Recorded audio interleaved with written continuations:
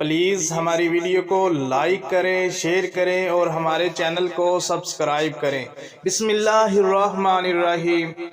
عراق کا ایک گورنر جس شخص کا نام حجاج بن یوسف تھا، اس کو ایک نہایت ظالم و جابر حکمران کے حوالے سے بھی جانتے ہیں۔ یہی وہ شخص تھا جس نے حضرت عبداللہ بن زبیر رضی اللہ تعالی عنہ کو بے دردی سے قتل کرنے کے بعد ان کی لاش کو 3 دن تک سولی پر لٹکائے رکھا، جبکہ اسی جنگ میں حجاج نے خانہ کعبہ کی عمارت کو نقصان پہنچایا۔ اس کے علاوہ معصوم لوگوں کو سخت سزا دینا اور صحابہ کرام رضوان اللہ علیہم اجمعین کی بھی بے حرمتی کرنا اس کے سنگین جرم میں شامل ہے۔ حجاج کی موت کے بعد جب قیدیوں میں شمار کیا گیا تو اس میں 1,20,000 مرد اور 20,000 عورتیں تھیں، اور ان میں 4,000 ایسی عورتیں تھیں جن کے جسم پر لباس نہیں تھا، اور یہ قیدی ایک ہی 4 دیواری میں قید تھے۔ قید خانہ کی چھت نہیں تھی۔ جب کوئی قید گرمی سے بچنے کے لیے اپنے ہاتھ سے اپنے چہرے کا سایہ بناتا تو زندان کے سپاہی اس کو پتھر مارتے۔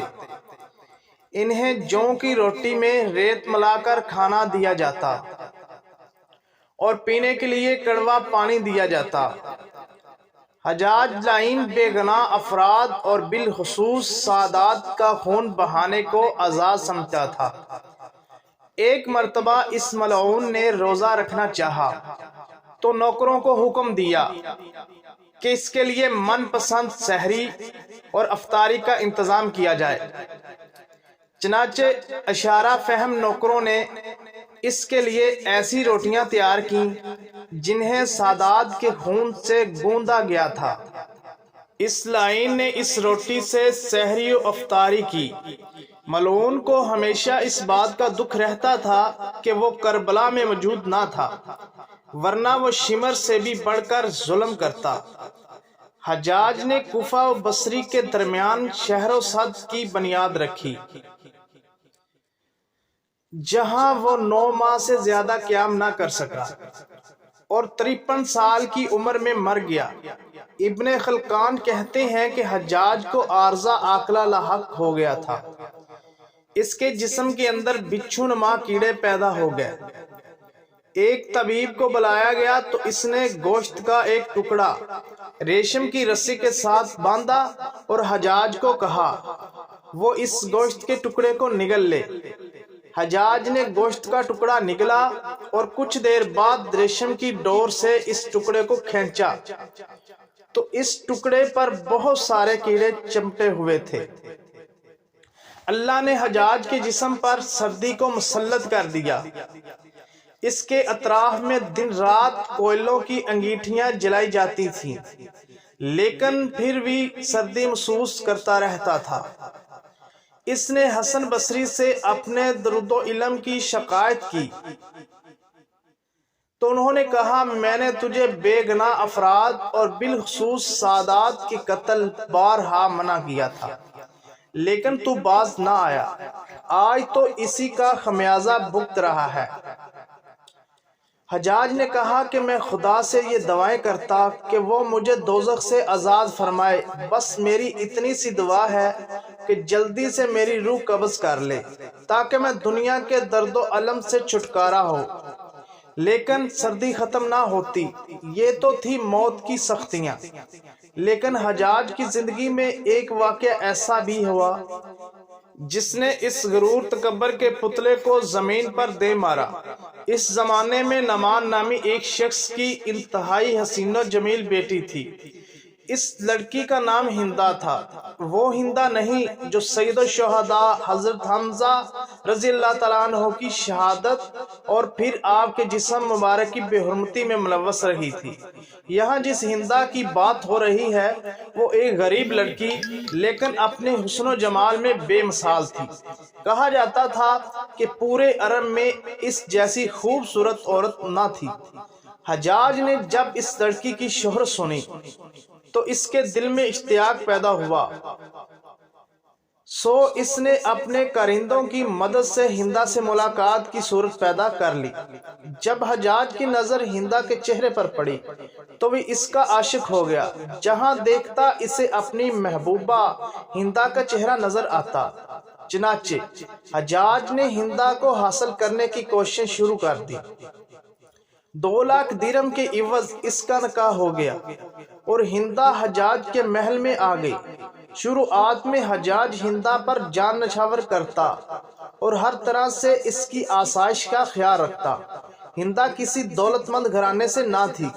حجاج سے نکاح کرنے کے بعد وہ دولت میں کھیلنے لگی اور اسے ہر طرح کا سکون میسر آ گیا۔ دن گزرتے رہے، رفتہ رفتہ حجاج اس کی محبت پر غالب آ گئی۔ اب وہ ہندا سے بھی اس طرح پیش آنے لگا جیسے دوسرے لوگوں سے سلوک کروا کرتا تھا۔ اس نے انتہائی ذلت کے ساتھ عبداللہ بن طاہر کے ذریعے 2 لاکھ درہم ہندا کے پاس بھیجے اور کہلا بھیجا کہ میں نے تجھے طلاق دی، تیرے مہر کے 2 لاکھ درہم تھے، بھجوا رہا ہوں، اب جہاں تیرا جی چاہے چلی جا۔ ہندا نامی یہ عورت صرف اپنے حسن و جمال میں ہی لاسانی نہ تھی، بلکہ اپنی سیرت، فصاحت و بلاغت اور غیرت و حمیت کے لحاظ سے بھی بہت اونچی تھی۔ جب اس نے عبداللہ بن طاہر کی زبانی یہ پیغام سنا تو فوراً بول اٹھی، اے قاصد، تیری زبان مبارک ہو، تو نے مجھے بڑی جان فزا خوشخبری سنائی۔ میری خوش قسمتی اس سے زیادہ کیا ہو سکتی ہے کہ میں نے ایک بد مزاج اور خونخوار انسان کی قید سے رہائی پائی۔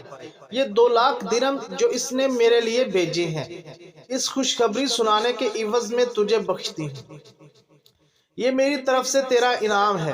طلاق کے بعد ہندا اس محل کو چھوڑ کر اپنے عام سے گھر چلی گئی۔ قسمت کا کرنا ایسا ہوا کہ کچھ دن بعد خلیفہ عبد الملک بن مروان نے اسے نکاح کا پیغام بھیجا، جس پر ہندا نے انکار کر دیا۔ جب خلیفہ نے اصرار کیا تو بالآخر وہ رضامند ہوگی، لیکن ساتھ میں ایک شرط بھی پیش کی، ہمارا نکاح اس صورت میں ہو سکتا ہے کہ میں اپنے مکان سے جس محمل میں سوار ہو کر آپ کے محل تک آؤں، اس کا ساربان حجاج بن یوسف ہو۔ جو شخص اونٹ کی رسی پکڑ کر چلتا ہے اسے ساربان کہا جاتا ہے۔ خلیفہ نے یہ شرط قبول کر دی اور اسی خط کی پچھلی جانب لکھ بھیجا کہ حجاج حاکم کوفہ اس حکم کی تعمیل کرے۔ حجاج نے جب یہ رکا پڑا تو وہ دم بخود رہ گیا، مگر اس کی کیا مجال تھی جو خلیفہ کی حکم کی سرتابی کرتا۔ نچار وہاں سے روانہ ہندا کے مکان پر آیا۔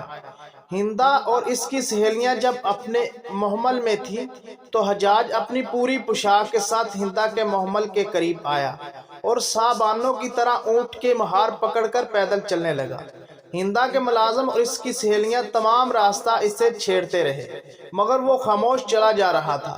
جب شاہی محل قریب آیا تو ہندا نے اپنی سواری پر سے ایک سونے کا سکہ کس کر پھینک دیا، ساتھ ہی حجاج کو آواز دی، اے ساربان، ہمارا ایک چاندی کا سکہ زمین پر گر گیا ہے، اسے اٹھا دو۔ حجاج نے مہار روک لی، وہ سکہ اٹھایا تو وہ چاندی کا نہیں بلکہ سونے کا تھا۔ بولا، حضور، یہاں چاندی نہیں بلکہ سونے کا سکہ ہے۔ ہندا نے اس کے ہاتھ سے وہ سکہ لیا اور اپنی سہیلی سے کہنے لگی، یہ میری قسمت ہے کہ میری ہاتھ سے چاندی کا سکہ گرا، لیکن بعد میں وہی سکہ سونے کا بن گیا۔ حجاج یہ بات سن کر بہت خفیف ہوا، مگر خلیفہ کی بیوی کے سامنے دم مارنے کی جرات نہ کر سکا۔ کہتے ہیں ایک عورت نے ذلیل ہونے کا دکھ حجاج بن یوسف کو اس کی ساری زندگی ستاتا رہا۔ ہماری دعا ہے کہ اللہ پاک ہمیں ظلم سے بچائے اور لوگوں کے ساتھ حسن سلوک سے پیش آنے کی توفیق عطا فرمائے، کیونکہ عام مشہور بات ہے، جیسی کرنی ویسی بھرنی، اچھے کام کا اچھا نتیجہ، برے کام کا برا نتیجہ۔ اللہ تعالیٰ سے دعا ہے کہ اللہ تعالیٰ اچھے کام کرنے کی توفیق عطا فرمائے، آمین۔